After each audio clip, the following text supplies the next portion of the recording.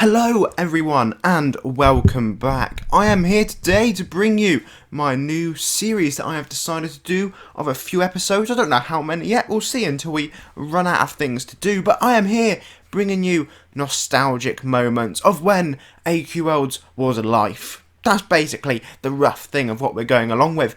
And in order to do this, I have earlier on prepared, well, an outfit. You know, we got to look the part if we're going to do this properly, and of course we will farm some old nostalgic items, visit some shops, defeat some bosses, and just talk about things that should and probably will have happened to you at some point, presuming you played AQW years and years ago, and if you didn't, it may have happened to you recently if you're new or something like that. But anyway, we are of course at Newbie, and that was the original tutorial area. You came along here, you had to figure it all out for yourself. It was pretty straightforward, really point and click, but nevertheless we are in a much better outfit, rocking the original warrior armour and of course a default sword. So we will now advance on and begin our nostalgic adventure.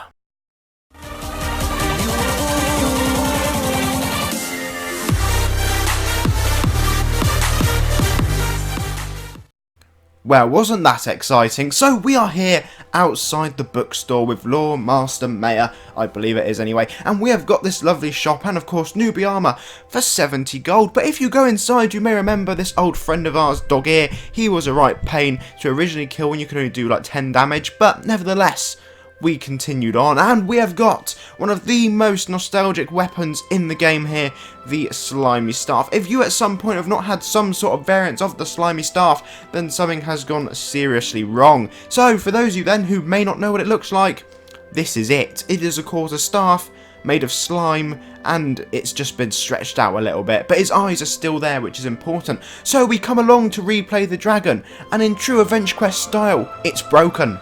But nevertheless, if you press it again, it'll work.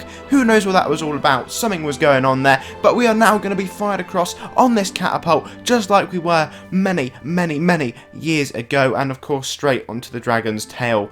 Although I never noticed those spikes on the back of his tail before. And for some reason, I always thought we went right to left. But now we're going left to right. Maybe it was always that. And I'm just being silly. But I could have sworn used to go right to left. But never mind, they're just small, tiny things that I'm probably getting confused over. But now, we must of course save the dragon from the princess. And again, many years ago, when you could do only 10 damage or so, this took a little while. But now we did that, and you probably didn't even see me attack it, because it's that legendary, the Blazebinder. Of course, Blazebinder isn't nostalgic in the slightest. I'm just using that because it makes my life a lot easier. So please do excuse that. Anyway, so a quest that I used to farm, and I'm sure many of you have, is this for Sharkbait's armour, because it was actually quite cool. It was a free player quest.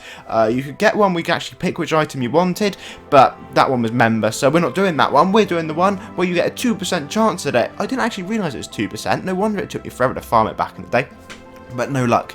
Anyway, so we can come along to Swordhaven Undead. Of course, this was literally the starting point for the 13 Lords of Chaos saga. It was sort of just the basic storyline, but we can go along here and buy a Rainbringer. Probably one of the first animated items. Well, one of, you know, a bit earlier on, you didn't get too many cool flaming swords like that. Nowadays, there's a few more, but it's still one of the best weapons in the game, believe it or not, especially if you can dual wield it at Join Nostalgia Quest, but that's not nostalgic, so we won't be going along there. Although it actually does look nostalgic, the map's not actually that new, so we may go along there in a future episode. Anyway, the first ever helm store I really went into is here, and this of course features many barbarian themed items, but you do have some helmets that I'm sure you've probably bought at some point, as in the cows. Everyone likes the cows, although I'm not actually saying cow as in cow, I'm saying cowl as in cowl. Anyway, I'm going to shut up about that, but again, some pretty nice helms. So we can come along to the Forest of Chaos. Forest of Chaos used to be an absolute pain in the bum. You used to have to defeat every single monster in the room. First few times I'd ever used that principle. Now, however, they dropped like 100 items that I didn't even know existed. But you know, that's just small details. And there was more rooms of wolves for you to kill, and then of course you could go through and defeat the bear. Now the bear used to drop loads and loads of items that actually used to be sold for a fair amount of gold, and I remember coming along here to farm my gold back in the day. Don't know if anyone else did, please let me know down below. But of course the bear was a right old pain in the bum. Well, at least he could be. He did have a few thousand health, so sometimes you did need a friend to do this with. I also used to farm Sharkbait, really hoping to get his cool blue sword. He does actually drop it. I don't know what the drop rate is, because still to this day I have never ever managed to get him to drop that damn sword, and on the wiki it says he does, so one day I might eventually get that sword. moving on yet again. So we're at the crash site for probably one of the few classes that I ever actually farmed for, the Rustbucket class. I'm sure everyone has fond memories of how crap it is, but nevertheless, that doesn't matter at all, because when you come to the crash site, you can come through here, and I bet you that when you're trying to find this boss, you defeated the barrier bot thinking, oh yeah, he's going to be hiding behind here, just to find there was another boss. What an absolute nightmare. So I'm going to leave you now with me farming for Rustbucket class. It's only going to last a few seconds, so please do enjoy. I'm sure something similar probably happened to you. So until the next episode, have a lovely day, and I'll see you then.